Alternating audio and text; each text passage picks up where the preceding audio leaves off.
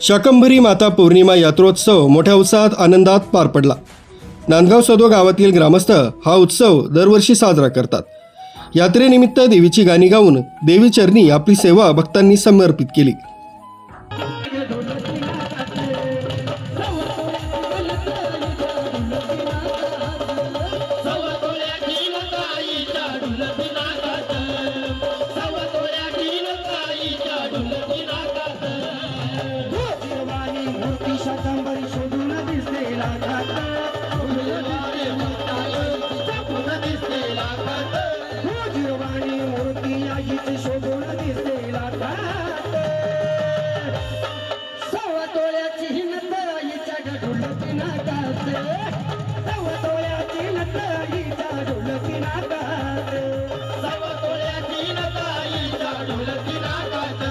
देवी भक्त धनराज मसने यांनी आपलं मनोगत व्यक्त केलं.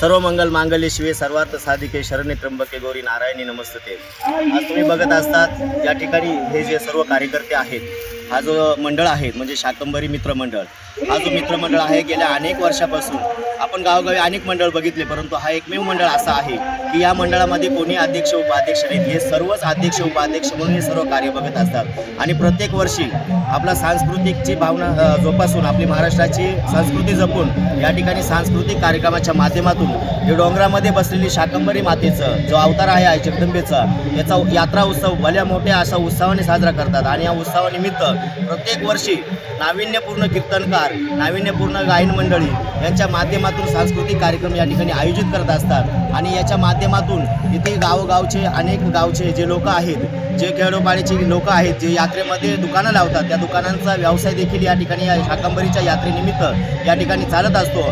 आणि इथे लाखोच्या संख्येने आज भाविक या ठिकाणी येत असतात.